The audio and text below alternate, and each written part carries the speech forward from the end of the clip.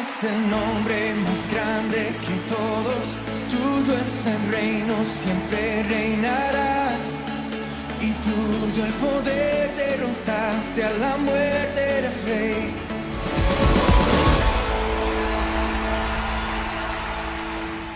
Introduciendo el tema, el gran teólogo reformado del siglo pasado, Karl Barth, en 1947, popularizó una frase que luego fue repetida y usada por muchos: Ecclesia reformata semper reformada, es decir, iglesia reformada siempre reformándose o en proceso continuo de reforma.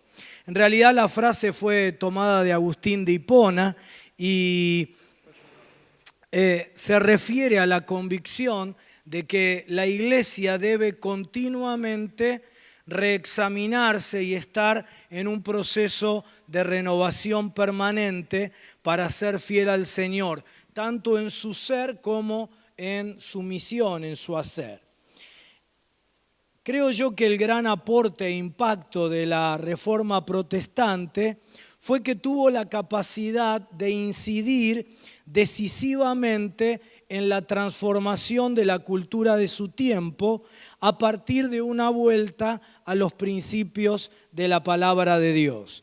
Y al celebrar los 500 años, es precisamente eso lo que debemos evocar, esa capacidad de transformación cultural, para ser inspirados nosotros, nuestra generación, a hacer lo mismo. No repitiendo lo hecho por los reformadores, sino provocando el doble efecto de experimentar la iglesia, primeramente renovación, para luego también transformar la realidad de nuestro tiempo. Creo que nos equivocaríamos y caeríamos en un reduccionismo si al reflexionar sobre la Reforma Protestante nos quedáramos solamente en la recuperación de aquellos principios promovidos por los grandes reformadores. Ya fueron mencionados: sola Escritura o la sola Biblia, sola fide o sola fe, sola gratia o sola gracia, solo Cristo y soli Deo gloria o solo para la gloria de Dios. Por supuesto que esos principios deben volver a ser afirmados hoy en día, pero ese es solo nuestro piso. Porque si solo nos quedamos en eso, nuestra generación no producirá el impacto transformacional de la cultura de nuestro tiempo como el que aquellos grandes hombres sí produjeron en la sociedad de su tiempo. Y podemos correr el riesgo de una mirada reformista de la iglesia hacia adentro, de su pureza doctrinal, pero que no tiene contacto con la realidad a transformar, que finalmente es lo que constituye la razón de ser de la iglesia. El Evangelio eterno de Dios se encarna en tiempo y espacio, es decir, en realidades culturales específicas. Aquellos reformadores tuvieron la gracia dada por Dios para entender su tiempo y afectar la realidad de manera de transformarla. Pero su tiempo no es nuestro tiempo.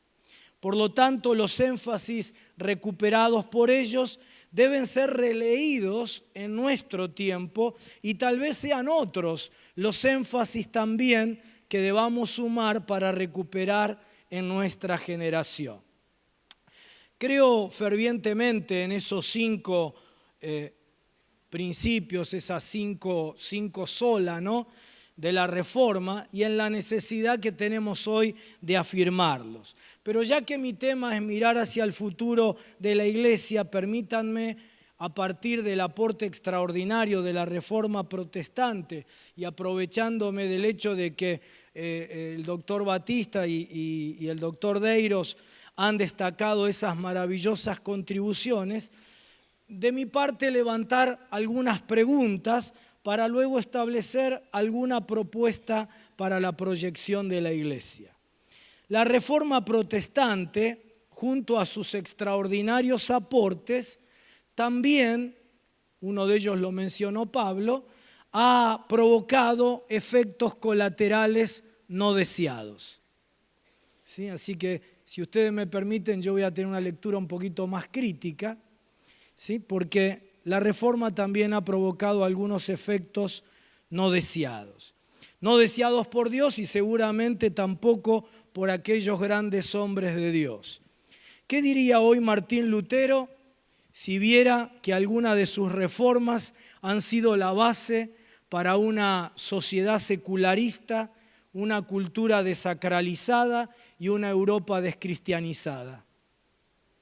¿Qué diría Erasmo de Rotterdam al ver que algunas de sus ideas humanistas fueron usadas para sacar a Dios del centro, a una entronización del hombre y a un individualismo extremo como el que hoy vivimos?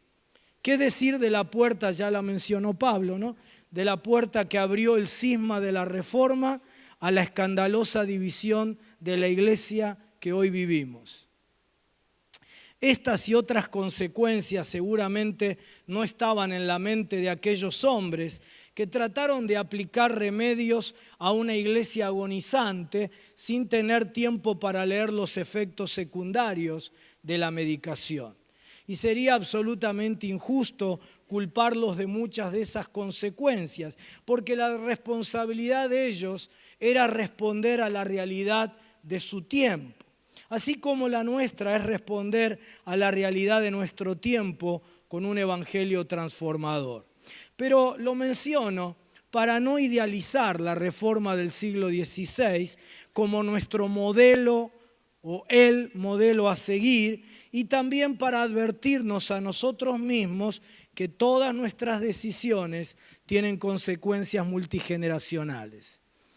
Nuestro modelo a seguir es el de la palabra de Dios, encarnada en nuestra realidad. Por eso, al conmemorar los 500 años de aquella extraordinaria reforma, más que intentar trazar un paralelismo automático que nos lleve a repetir lo que fueron sus aportes, me parece que nos debe conducir a encontrar en la Reforma Protestante una inspiración para que nuestra generación haga hoy en nuestra realidad las reformas que la Iglesia necesita para ser el agente transformador de la realidad. En el contexto de una iglesia corrupta como la de aquel tiempo, que por medio de la venta de indulgencias mercantilizaba la salvación de la gente, el gran aporte de Lutero fue sola fide y sola gratia, como Pablo nos explicaba. Y hoy también nosotros afirmamos y tenemos que enfatizar que la salvación únicamente es por la gracia de Dios y la respuesta en fe del hombre. Pero levanto una primera pregunta.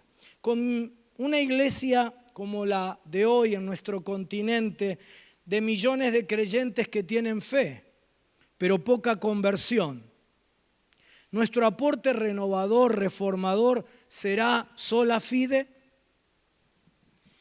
¿O habrá que hablar de la fe en Cristo que nos salva y también de las obras que autentican esa fe? Ante un cristianismo centrado en el yo y un Dios psi, un psicodios, un Dios psicoanalizado, ¿no?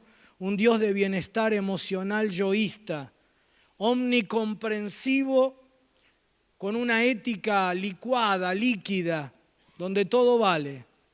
¿Deberemos hablar de solo gracia perdonadora o también de una gracia transformadora, de una vida que satisfaga a un Dios justo? Solo Cristo fue el otro gran aporte de la Reforma. ¿Qué querrá decir eso hoy?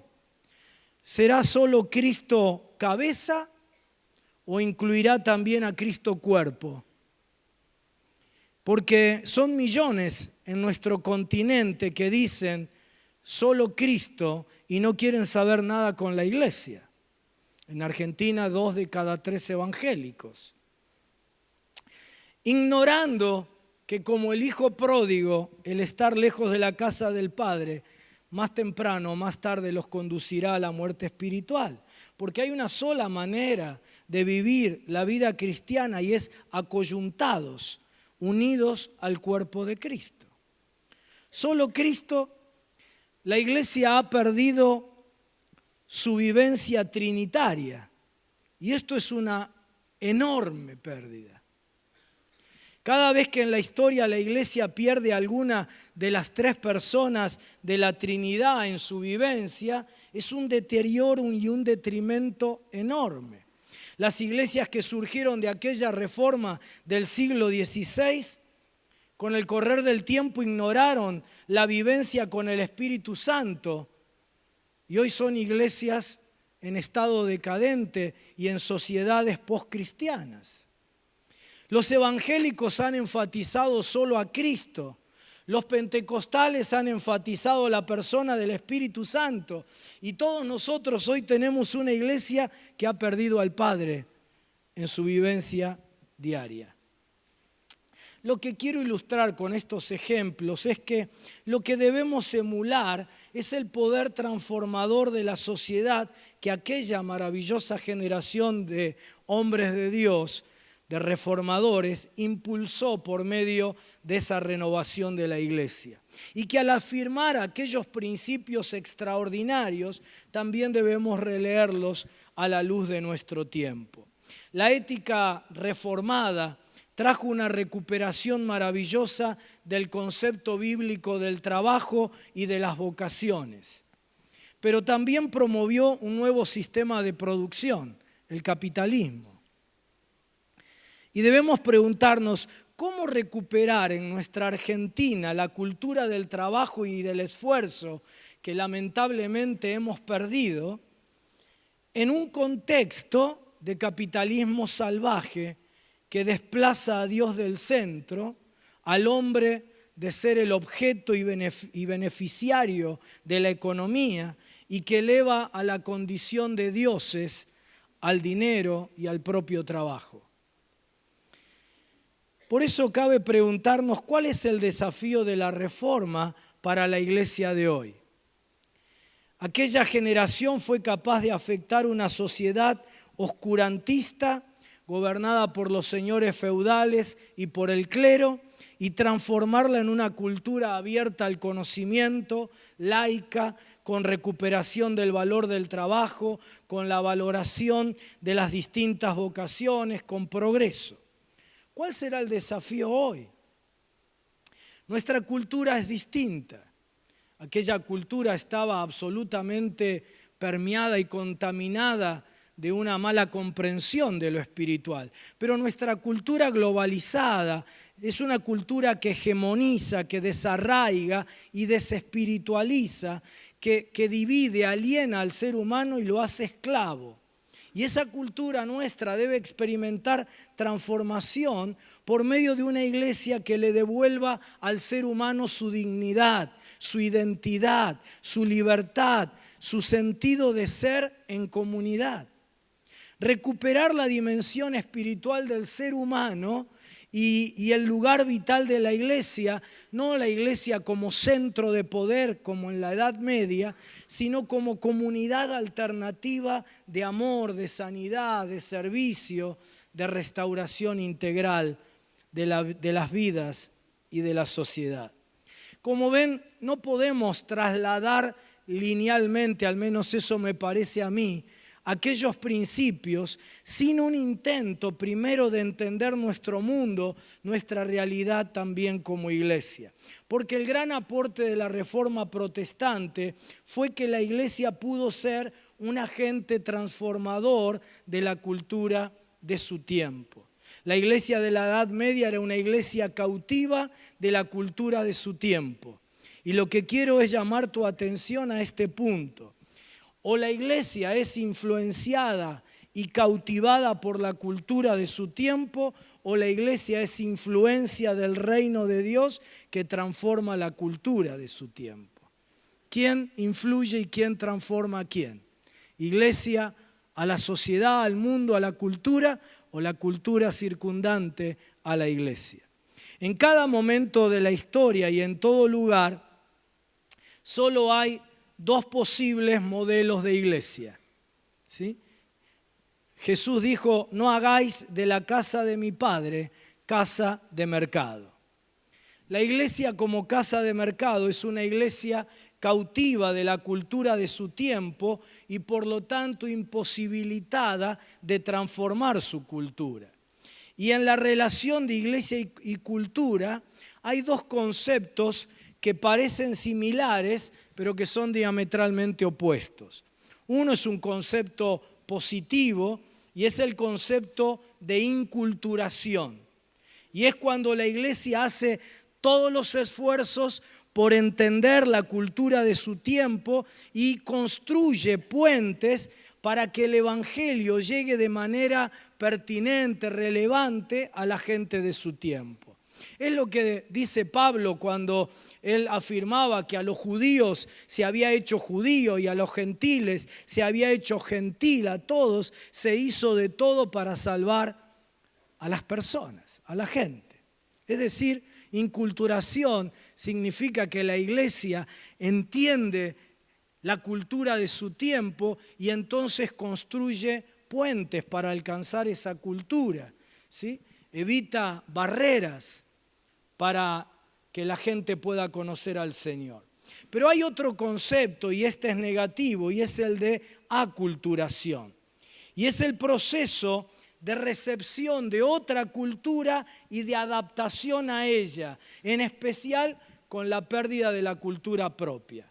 Es cuando la cultura de nuestro tiempo, con sus valores, sus creencias, su cosmovisión, penetra en la iglesia y la iglesia queda cautiva de esa cultura.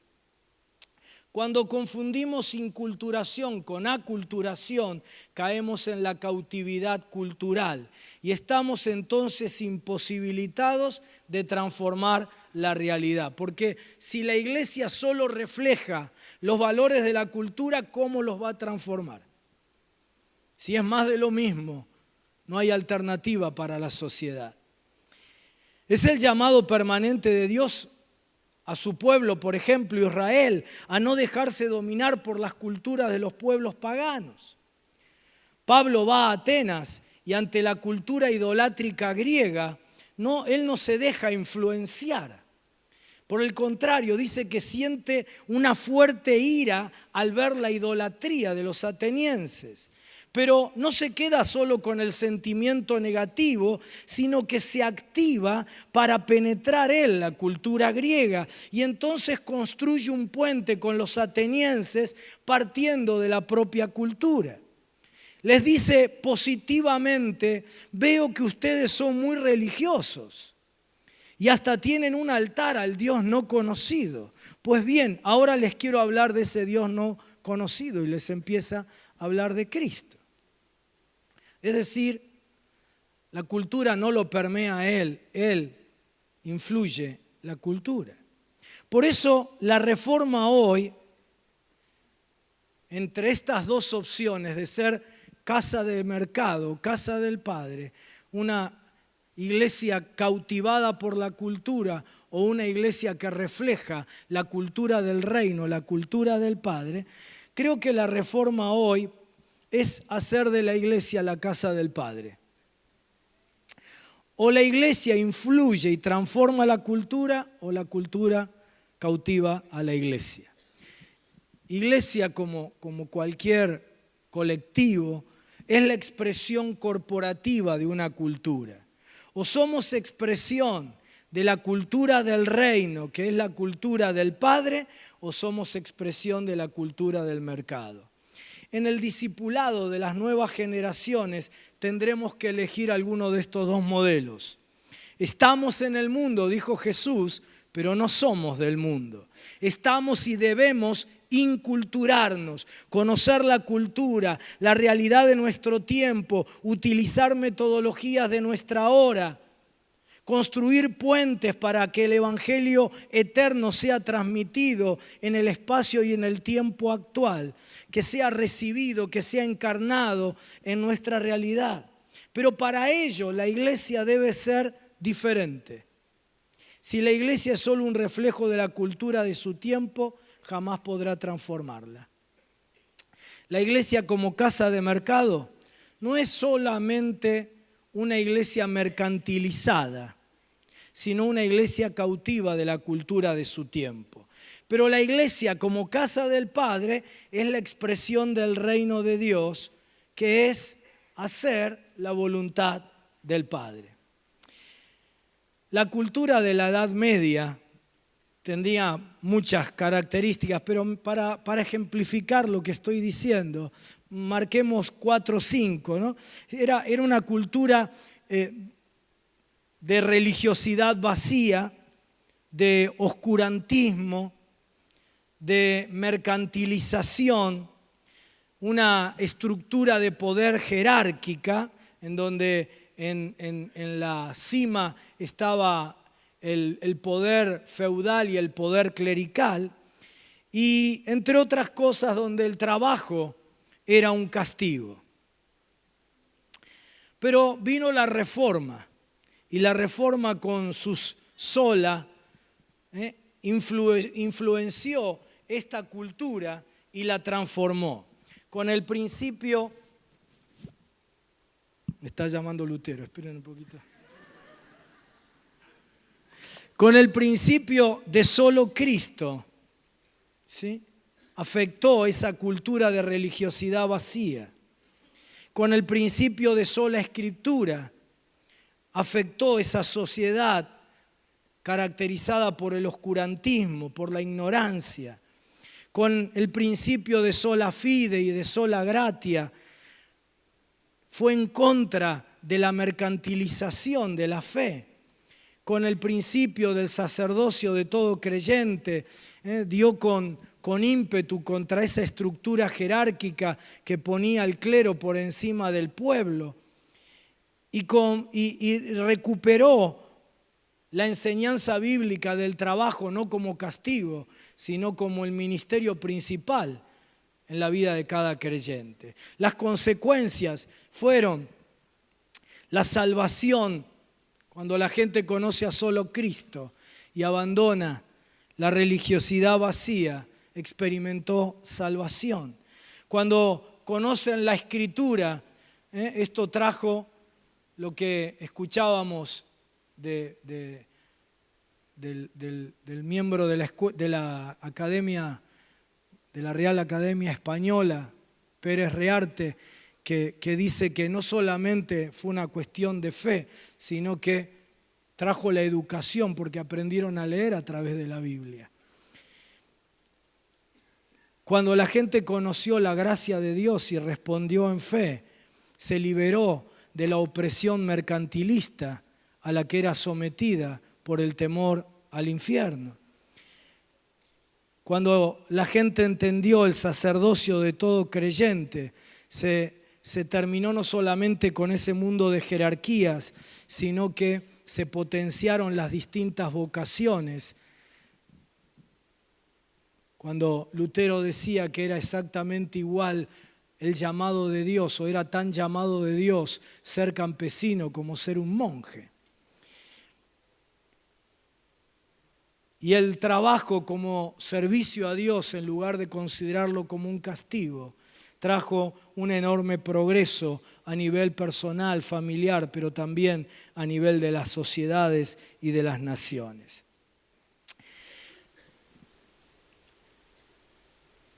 Es decir, la iglesia afectando la cultura de su tiempo y transformándola.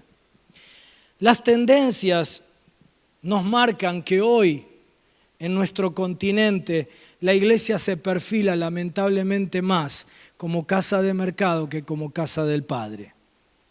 Algunas características de nuestra cultura, solo a modo de ilustración. Algunas características de nuestra cultura actual. La cultura del mercado hoy en día es la cultura narcisista. Esta visión de la realidad también ha afectado a los creyentes con una espiritualidad, con una religiosidad centrada en el yo, con un cristianismo sin conversión, con un cristianismo de autoayuda. Antes se hablaba, ustedes son todos jovencitos, los estoy viendo de acá, pero los que como yo tenemos ya muchos años del Evangelio. Antes se hablaba de los convertidos, pero hoy solo se habla de creyentes. Porque la gente no busca cambiar, la gente busca sentirse bien. Por eso hoy tenemos un 66% de los evangélicos en Argentina que no se congregan. Y una de las causas es la decepción que la gente sufre ante las pruebas de la vida. Jesús lo anticipó en la parábola de los 4 terrenos, ¿verdad? Pero es el resultado esto de haber sido vacunados de un evangelio centrado en el yo, que cuando Dios no responde a las expectativas del yo, entonces me enfrío, me alejo. La cultura del mercado es la cultura del hiperindividualismo, ¿sí? Algunos de los pensadores más destacados de nuestro tiempo hablan de esto, ¿no? Luc Ferry ha llamado a nuestro tiempo la época del ultraindividualismo. Pascal Bruckner lo ha bautizado como superindividualismo. Giles Lipovetsky ha calificado a este periodo que vivimos nosotros como de la segunda revolución individualista, o, dice él, el paso del individualismo limitado al individualismo total.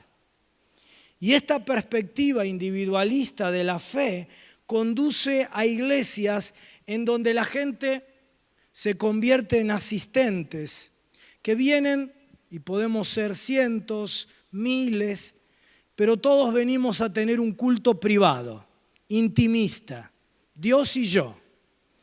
Cientos de individuos que adoran aisladamente sin registro del otro. Sin discernir, diría Pablo, el cuerpo de Cristo. Sin entender el misterio oculto por siglos, pero ahora revelado en Cristo Jesús, que es la iglesia. Que vienen a buscar bendiciones individuales, haciendo de la casa del Padre casa de mercado. Pero en la casa del Padre, los adoradores adoran al Padre como familia del Padre, bien conscientes de lo que enseña el Nuevo Testamento, que no se puede amar a Dios si no amamos al hermano. Las leyes del mercado enfatizan el yo, pero Dios es nosotros. Por eso cuando creó, dijo, hagamos al hombre, plural, porque Él es Padre, Hijo y Espíritu Santo. El gran problema de la iglesia como casa de mercado es que afirma el individualismo. Y esto hace que se ahonde el principal problema de nuestra sociedad, que es el tremendo sentimiento de orfandad. Porque no conocemos al Padre y no vivimos la experiencia del ser familia del Padre. La cultura del mercado, en tercer lugar, para ilustrar algunas características, es la cultura del entretenimiento. Es la industria número 1 en el mundo de hoy. La número 2 es la armamentista. Pero la 1 es la del entretenimiento. Y todo tiene que ser entretenido y divertido, ¿verdad? A los predicadores ya no se los presenta más, quizás de manera tan exagerada como se hacía antes, el hombre de Dios, el ungido de Dios, el siervo. Ahora se lo presenta, es un comunicador dinámico. Porque todo tiene que ser entretenido y divertido. La gente cambia de iglesia según el show que nosotros le damos en estos metros cuadrados mágicos llamados plataforma. La gente cambia de iglesia según el show. Es decir, ahora la semana que viene o la próxima que vamos a tener a Marcos Barrientos, ya sabemos que va a venir un grupo de gente que viene a verlo a Marcos Barrientos. Entonces al domingo siguiente, la iglesia Rey de Reyes del pastor Freyson trae a Danilo Montero y todos van para allá. Y el otro va a ver a la de Hills y todos van para allá. Van todos a ver un show.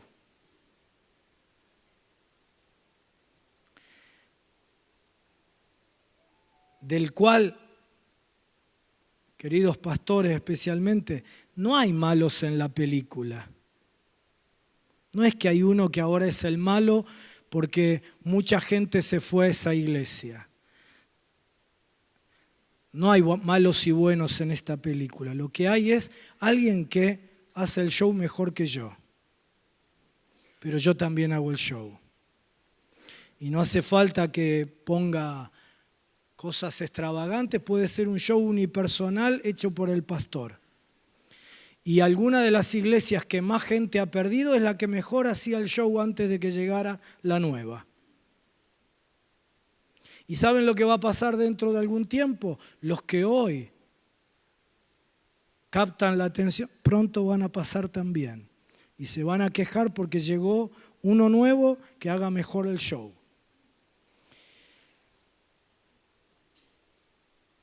Hay una gran movilidad de creyentes de iglesia en iglesia según el show que le damos, ¿no? Y en nuestra manera de hablar lo expresamos, ¿no? Hablamos después de un culto y decimos, ¿qué tal estuvo el culto? Uno que no vino, ¿no? Y me gustó mucho la adoración, ¿no? Me gustó el pastor. Sí, estuvo bueno, me gustó, estuvo bárbaro. Son las mismas frases que uno usa cuando va al cine o al teatro, ¿no? Porque la iglesia está cautiva de la cultura del show. La cultura del show que todos promovemos, focalizando, como digo, todo en estos metros cuadrados mágicos, llamados plataforma, mostrándonos a algunos de nosotros como una suerte de rock stars, produciendo eventos y eventos y eventos y eventos que no conducen a ningún proceso ni a ninguna transformación. Donde los cantantes últimamente, y gloria a Dios por los cantantes, ¿no? Pero son más importantes que los que traen la palabra y forman a la gente, y donde las nuevas generaciones ni siquiera leen la Biblia, y lo poco que saben de la Biblia es gracias a los cantantes que lo ponen, algunos de ellos, ¿no? Las ponen en las canciones. Menos mal, gracias a Dios por los cantantes, ¿no? Lo digo en serio, ¿sí?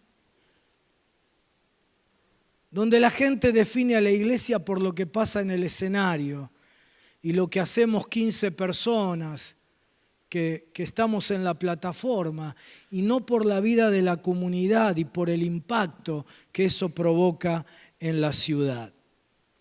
Cuando hacemos de la iglesia la casa del mercado, somos solo asistentes a un show. Lo de show no es peyorativo, no es que lo que se haga esté mal, ¿sí? Y no estoy en contra ni de los cantantes, ni de la música, ni de las luces, ni de las pantallas, ni de nada de eso. Por el contrario, cuando Jesús dice, no hagáis de la casa de mi Padre casa de mercado, y agarró esas cuerdas para usarlas como látigo, no le pegó latigazos al templo. El templo era el instrumento mediador con la cultura de su tiempo, ¿sí? Así que no le peguemos latigazos ni a las pantallas, ni a las luces, ni a la tecnología, ni a los buenos músicos, ni a la excelencia en el arte de lo que se haga en la plataforma, ni a la búsqueda de excelencia en los que transmitimos la palabra. No pasa por allí la cosa. Pasa por creer que eso es ser iglesia. Y por perder de vista que la iglesia es una comunidad que vive esa experiencia comunitaria en donde todos tienen que desarrollar ese ministerio, donde somos el cuerpo de Cristo a través del cual Dios se expresa en este tiempo. La cultura del mercado es también la cultura del materialismo. Y eso también penetró en la iglesia. Pablo también hizo mención a esto ya hace un ratito, ¿no? Predicadores que predican el evangelio de la prosperidad mal entendida y que para poder alcanzarla manipulan a la gente para que den. Cuando Jesús tuvo que condenar la idolatría, no habló de Baal, no habló de Astarté, que eran los ídolos populares de aquel tiempo, sino de Mamón. Y dijo, Mamón las riquezas, ¿no? Y dijo que no se pueden servir a dos señores. ¿Por qué? Porque Mamón te exige devoción, te exige sometimiento, obediencia religiosa, cambio del mensaje. Por eso Jesús echa fuera del templo a los que vendían palomas, animales, porque estaban mercantilizando la fe y haciendo de la casa del Padre casa de mercado. La cultura del mercado también es la cultura del consumismo. Cuando Jesús echa fuera, es muy interesante esto, ¿no? Cuando Jesús echa fuera del templo, lo noté recién esta mañana, ¿no? Cuando leía el texto otra vez, pero cuando Jesús echa fuera del templo a los que estaban haciendo de la casa del Padre casa de mercado, no solo echa a los que vendían. Dice Marcos 11:5, y entrando Jesús en el templo comenzó a echar fuera a los que vendían y compraban en el templo. Los que vendían mercantilizaban la fe, los que compraban hacían de la fe un artículo de consumo. Y el consumismo también está instalado en la iglesia. Es una forma de intentar llenar vacíos, ¿no? Siempre cuento que a principios de este año, ¿se acuerdan? Esa fiesta electrónica donde murieron esos chicos tan jovencitos. Algunos sobrevivieron, ¿sí? Recuerdo que una de las chicas que sobrevivió estuvo en algunos cultos nuestros. Y cuando les preguntan a esos chicos, todos de clase alta, todos con títulos universitarios, buenos empleos, les preguntan por qué malgastaban su vida de esa manera, teniéndolo aparentemente todo. Ellos decían, bueno, nuestros padres nos enseñaron con su vida que había que consumir cosas, pero cuando veíamos sus vidas estaban vacíos, porque ninguna cosa, ningún tener les llenaba. Así que nosotros hemos decidido también consumir, pero ahora consumimos droga. Porque el consumismo es una manera de llenar vacíos. Y el consumismo llegó también a la iglesia Casa del Mercado. La gente llega y busca recibir. Que Dios me bendiga a mí, que me dé, que me llene, que me ministren a mí. Dame el programa que yo necesito, el culto que a mí me gusta. Todos los que opinan sobre el culto que les gusta o no les gusta, a nadie se le ocurre pensar qué le gustará a Dios. Porque se supone que va dirigido a Él, ¿no? Eso se llama consumismo espiritual. Pero la iglesia no es un dispenser que alimenta mi consumismo y que sigue dejándome vacío. Cristianos Dráculas, vampiros que vienen a chupar y a chupar y a chupar y a demandar más y más porque nunca se satisfacen y nada los llena. Y por eso van de iglesia en iglesia. La casa del mercado genera no miembros del cuerpo, sino clientes. El cliente nunca tiene un compromiso puro. La mentalidad del cliente es ir donde le dan la mejor calidad al menor precio. Cuando eso ocurre, tenés al cliente, pero apenas otro le da un servicio mejor o le cobra menos, cambian porque son clientes. Pero Jesús enseñó que nunca te vas a sentir satisfecho y pleno en la vida hasta que des. Porque más bienaventurado es dar que recibir.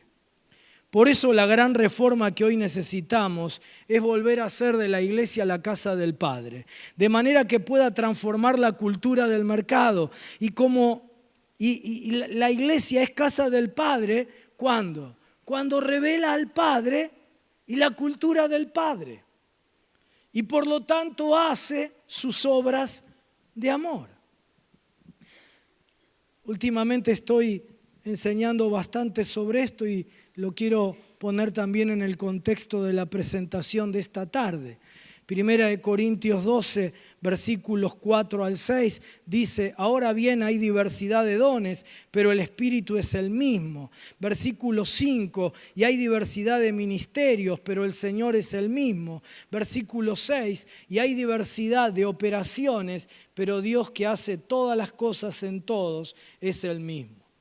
El fin de la década del 60, principios de los 70, trajo la recuperación del versículo 4, la recuperación de los dones del Espíritu Santo.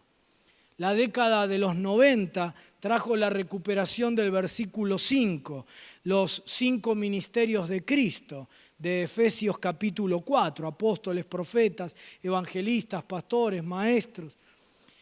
Nosotros tenemos que ser, queridos hermanos, la generación que recupere el versículo 6, las operaciones del Padre. Estamos llamados a encarnar en nuestra generación la paternidad de Dios, haciendo las operaciones del Padre, es decir, las obras del Padre. Jesús lo decía así en Juan 14, las palabras que yo os hablo, no las hablo por mi propia cuenta, sino que el Padre que mora en mí, Él hace las obras. Creedme que yo soy el Padre y el Padre en mí, de otra manera, creedme por las mismas obras. De cierto os digo, el que en mí cree, las obras que yo hago, Él las hará también, y aún mayores hará, porque yo voy al Padre. En esa enseñanza Jesús dice varias cosas. Número 1, las obras que Jesús hacía eran las obras del Padre, las operaciones del Padre. Número 2, las obras del Padre eran hechas por Jesús y demostraban su unidad perfecta, el Padre y el Hijo. Número 3, Jesús se fue al Padre, por ende no puede seguir haciendo las obras del Padre en la tierra. Y entonces Él dijo, el obrar del Padre hoy se tiene que encarnar por medio de los que creen, de mi iglesia, llamada ¿a qué? A hacer las obras del Padre, las operaciones del Padre. Cuando la iglesia manifiesta la paternidad de Dios al mundo, realiza, dice Jesús, obras mayores que las que Él hizo, porque completa su ministerio en esta tierra. Porque eso es lo que dice San Pablo, que la iglesia es la plenitud de Cristo, su completamiento. No dice que Cristo es la plenitud de la iglesia, sino que la iglesia es la plenitud de Cristo. Dice, sometió todas las cosas bajo sus pies y lo dio por cabeza sobre todas las cosas a la iglesia, la cual es su cuerpo, la plenitud de aquel que todo lo llena en todo. La iglesia completa, le da completamiento a la obra de Cristo. Y nosotros tenemos que ser la generación del completamiento por medio de las obras del Padre. Navidad es la encarnación de Cristo. Pentecostés es la encarnación del Espíritu Santo en medio de la iglesia. Necesitamos ahora la encarnación del Padre. El Espíritu fue derramado en los postreros tiempos para que la iglesia encarne la paternidad de Dios en el mundo siendo casa del Padre y de esta manera poder realizar las obras mayores que son las obras, las operaciones del Padre.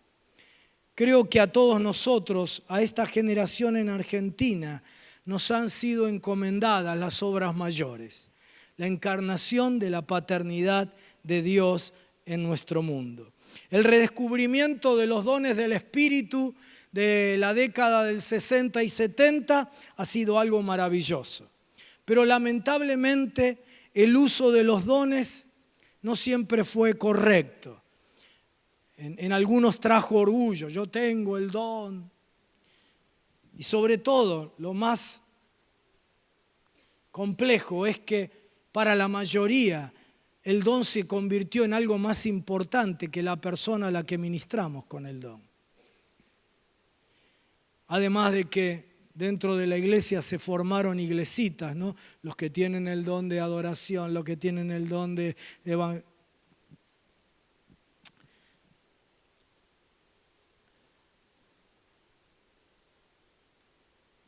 Y en muchos el don, en lugar de estar orientado a bendecir a la gente, ha sido buscar el reconocimiento de la gente que me alimente a mí. El redescubrimiento de los 5 ministerios de Efesios 4 en la década del 90 también es algo que ha sido maravilloso. Porque si estaba en la Biblia y no lo estábamos viviendo, gloria a Dios que eso ha sido recuperado. Y creo yo que todavía estamos en el tiempo en que tenemos que terminar de reconocer todo lo que Dios le ha dado a su iglesia en una ciudad. Y reconocer apóstoles, profetas, evangelistas, pastores, maestros. Pero lamentablemente ustedes saben lo que ha sucedido de allí en más. Hoy se pelea la iglesia todavía más por estos ministerios y si hay falsos apóstoles, si son apóstoles truchos, si siguen vigentes, si no siguen vigentes, los profetas, algunos que se autonombran sin reconocimiento del cuerpo, algunos que creen que es un título, mucho liderazgo necesitado de sanidad interior, que cree que si se cambia el título de pastor por el de apóstol va a ser más reconocido. ¿Sí? Siempre cuento que en Brasil, como ya hay muchos apóstoles, hay uno que se llama ahora Pai Apóstol, es decir, padre de los... porque cree que es un título, ¿verdad? Entonces ahora tiene que... Cuando era apóstol solo estaba por encima de los pastores, pero ahora que está plagado de apóstoles, él tiene que estar arriba, ¿no? Y en Centroamérica hay otro que se llama patriarca apostólico, o se autodenomina, ¿no?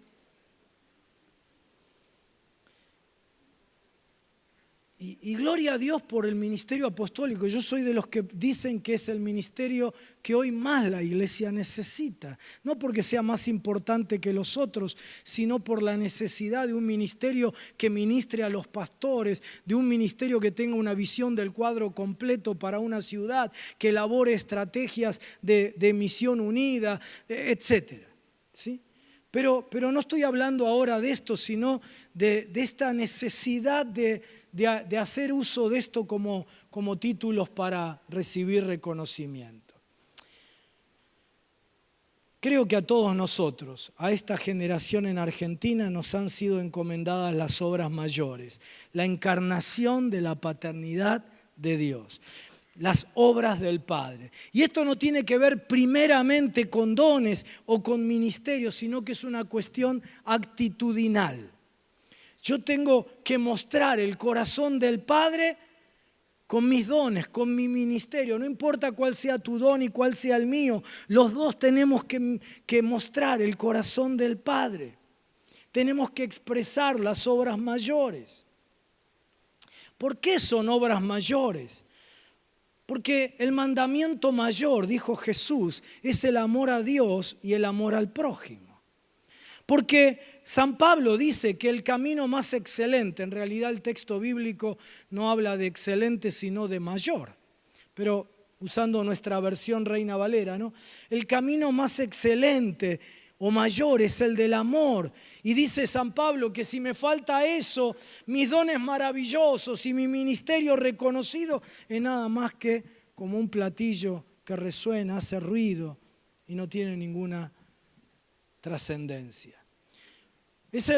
Son las obras mayores, porque el mayor en el reino es el que se hace niño para relacionarse con Dios como Padre. Las obras del Padre son mayores porque lo único que la iglesia le puede dar a la gente que el mundo no le puede dar es amor. Es un interés genuino por el otro, es una escucha atenta, es un abrazo cordial.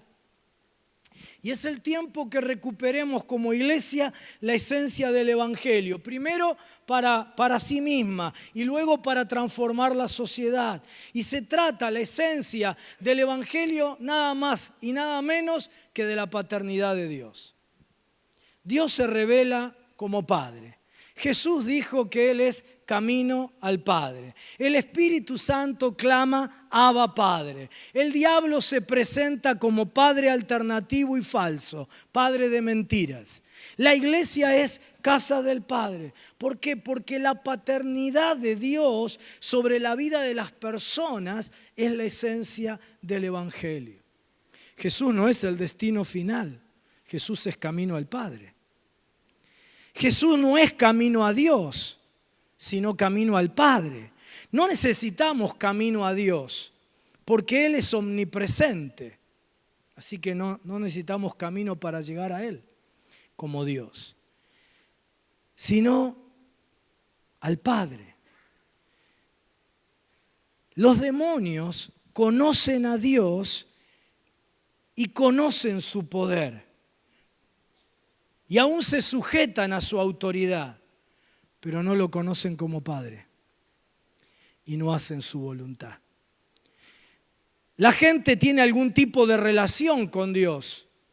Y aún los que no tienen una vida espiritual o no tienen una experiencia con Cristo, en los momentos de dificultad en su vida, buscan a Dios.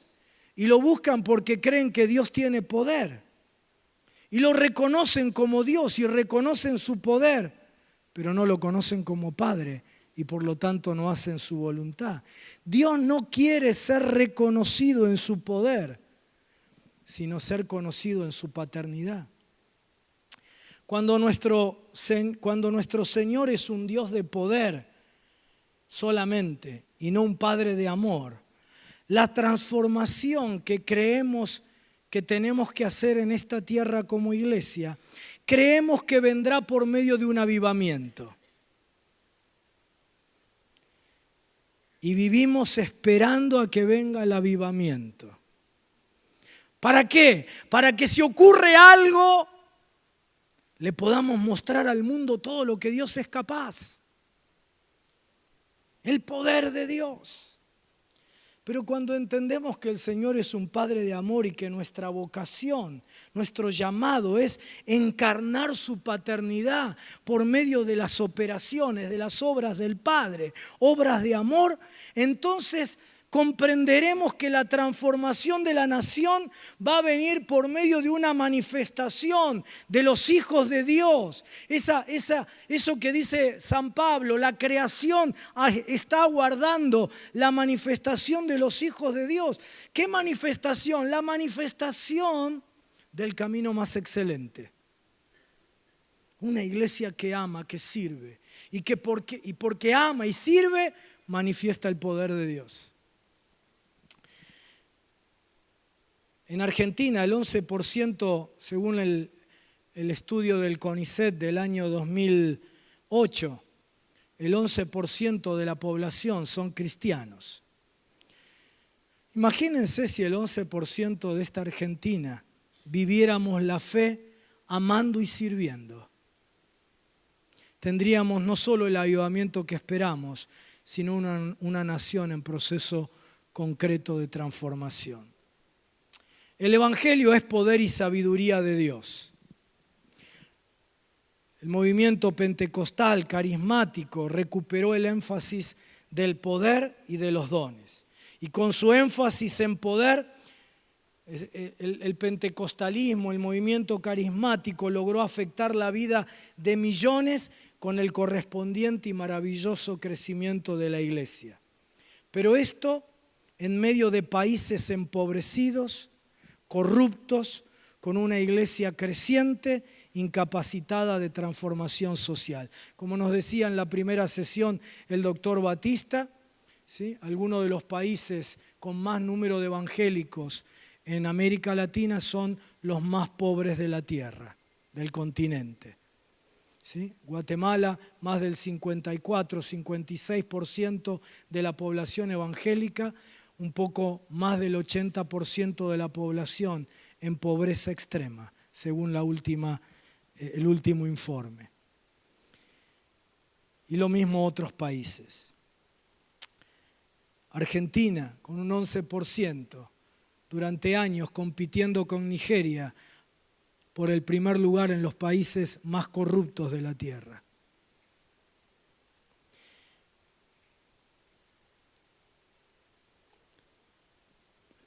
El pentecostalismo y movimiento carismático por un lado. Los protestantes, producto de la Reforma, afirmaron la sabiduría y lograron poner bases para estructuras sociales que hicieron de esos países naciones prósperas, laboriosas, como también escuchamos hoy. Pero hoy son países postcristianos y en medio de crisis sociales profundísimas. Resultado de un individualismo exacerbado. Hay algo común en ambos modelos, el individualismo. Evangelismo individual, producto de ese evangelio de poder. Iglesias con adoradores individualistas y por otro lado una ética individualista de progreso, de trabajo, de esfuerzo, producto del evangelio de sabiduría. Y el poder de Dios es maravilloso y la sabiduría de Dios es extraordinaria, pero hay un camino más excelente y es el amor. Hay un evangelio que incluye el poder y los dones, que incluye el crecimiento y la sabiduría, pero que es mayor que el poder y la sabiduría. San Pablo en 1 Corintios 13:13 dice que el amor es el mayor y usa la palabra meison, que es un comparativo de mega y significa más amplio, más grande, mayor, más abarcativo. Es decir, incluye el poder y la sabiduría. Es la visión completa y no parcializada. Y es mayor porque según Jesús, el amor a Dios y al prójimo son los mandamientos mayores. Es mayor porque el amor debe ser el motor, la motivación del poder y la motivación de la sabiduría, que son las carrocerías. Cuando hay amor necesariamente hay evangelismo y poder. Cuando hay amor necesariamente hay transformación social. Por eso Jesús vino a mostrarnos al Padre. Jesucristo nos reveló su verdadera identidad. Yo, el Padre, y yo, el que me ha visto a mí, ha visto al Padre. Que su propósito no estaba en formar un séquito de admiradores, sino una familia de hijos e hijas. Que su deseo no era ser reconocido por su poder, sino conocido como el Padre por su amor.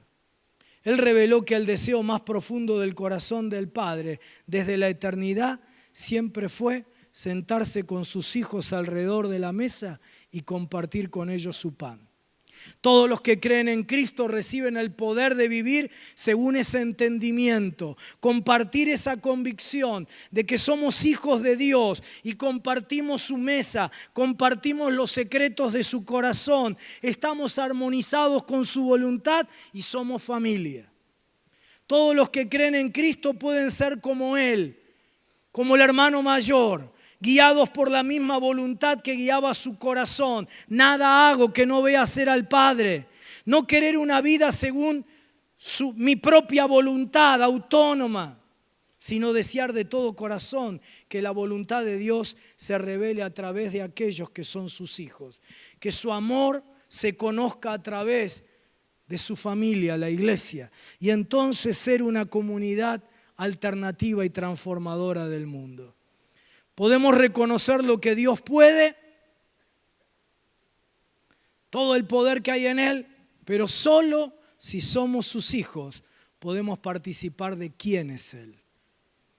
La mayor parte de los creyentes de nuestro tiempo están más interesados en experimentar el poder de Dios que en conocer la voluntad del Padre. Y entonces cuando ese poder, por alguna razón, no responde a lo que ellos esperan, se desilusionan, se enfrían. ¿Por qué? Porque tuvieron una relación con el Dios Todopoderoso que no actuó todopoderosamente en lugar de tener una relación padre-hijo, padre-hija. Cuando el hombre peca en Génesis 3, no lo excluye a Dios de su vida. Lo que ocurrió fue que Dios dejó de ser quien dirigía su vida y pasó a ser quien lo ayudaba. Un Dios que entra al final de nuestros planes para bendecirnos, para ayudarnos a que se concreten, y no un Padre que tiene sus planes para nosotros, sus hijos, que anhelamos hacer su voluntad.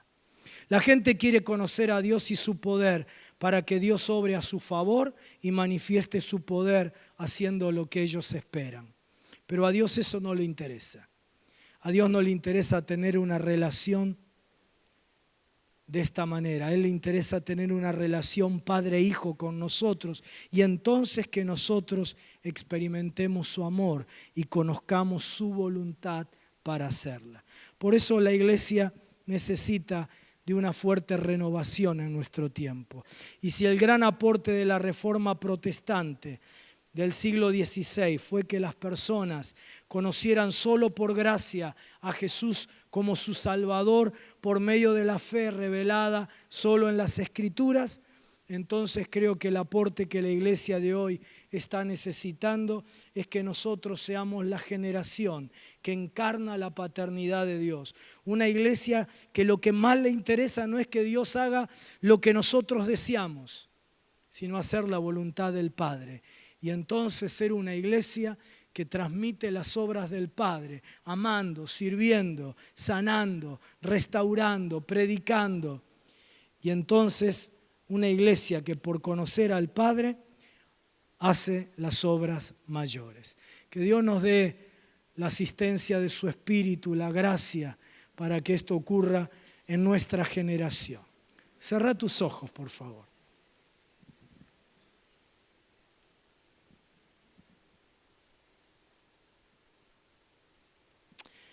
Señor, gracias, porque como dice esa canción, nosotros hoy podemos aspirar a cosas mayores, porque estamos caminando sobre hombros de gigantes. Estamos subidos a los gigantes de la fe que nos precedieron. Su techo es nuestro piso. Sus luces son nuestro fundamento. Pero ahora nosotros tenemos la responsabilidad de escribir la historia de este tiempo. Es la iglesia de este tiempo la que tiene esa responsabilidad y ese privilegio también. Gracias, Señor,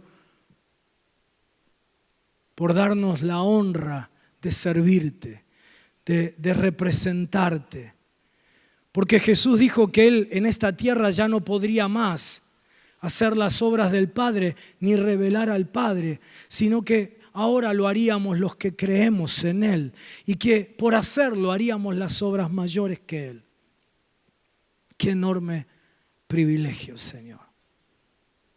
Señor, que podamos decir con Jesús, no hago nada sino lo que veo hacer al Padre. No digo nada sino lo que oigo decir al Padre. Que podamos decir el Padre y nosotros uno somos porque nosotros estamos haciendo la voluntad del Padre y no estamos teniendo al Padre como un sirviente que satisfaga mis deseos. No son mis sueños, son los tuyos, Señor. No son mis proyectos, son los tuyos. No es mi ministerio, no es mi iglesia ni mi organización. Es servirte a ti, mostrándote a vos, y es tu iglesia. Señor, yo tengo necesidad de pedirte perdón, no por los otros, por mí, por no reflejar adecuadamente al Padre. Pero trae una reforma, Señor, una renovación a toda tu iglesia en Argentina. Nos has dado tanto, tanto. Hemos visto cosas maravillosas, cosas que ocurrieron hace décadas todavía en muchos países del mundo ni siquiera las han empezado a ver.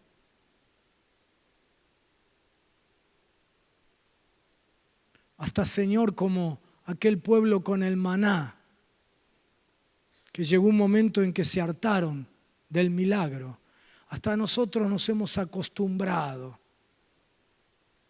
al milagro, a lo sobrenatural, a la unción, al poder, a la bendición. Señor, ten misericordia de tu iglesia en Argentina, porque al que más se le da, más se le pide. Pero, Señor, nuestra presencia aquí en esta tarde, interpreto yo, entiendo yo, que no es solamente una curiosidad histórica, una conmemoración valiosa sino que es tratar de comprender de qué manera, así como aquellos reformadores marcaron la historia con un antes y un después, pero sobre todo marcaron la cultura de su tiempo con transformaciones extraordinarias. De qué manera nosotros podemos dejar grabada la huella digital de tu iglesia del siglo XXI en Argentina, en la realidad de nuestro país tan necesitado. En este país de huérfanos, de padres ausentes, de soledad, de pobreza, de corrupción, de destrucción. Señor, en medio de esta cultura del sálvese quien pueda, de este capitalismo salvaje de nuestro mundo, levanta una iglesia, comunidad de fe, expresión de amor, expresión de servicio a todos y en particular a los pequeñitos, a los necesitados, a los débiles, como se dijo hoy, a los huérfanos, a las viudas, a los extranjeros. Usa tu iglesia, levanta tu iglesia para reflejar las obras del Padre. Yo bendigo, Padre, junto con el resto del equipo de esta tarde, con Pastor Pablo, con el doctor Batista, con Omar, con todos los que formaron parte de esta organización. Señor, bendigo a tu pueblo. Bendigo a tu pueblo. En el poder del acuerdo ahora, bendecimos, Señor, al pueblo de Dios en Argentina, a los que están aquí y a los que no están, Señor, a los muchos más. Bendecimos. Señor, gracias por tu iglesia. Gracias por tu iglesia. Esperanza del mundo. En el nombre de Jesús. Amén y amén.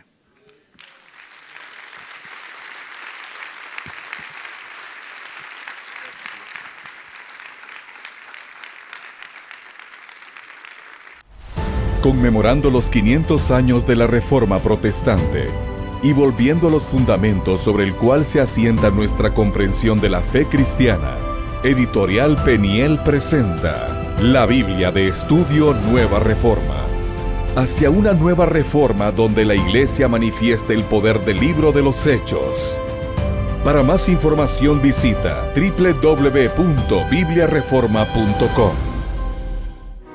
A 500 años de la Reforma Protestante, el evento más importante desde el nacimiento de la Iglesia, Editorial Peniel presenta Hacia una nueva reforma. Un reto al cristiano en el mundo actual. Editorial Peniel. Libros para siempre.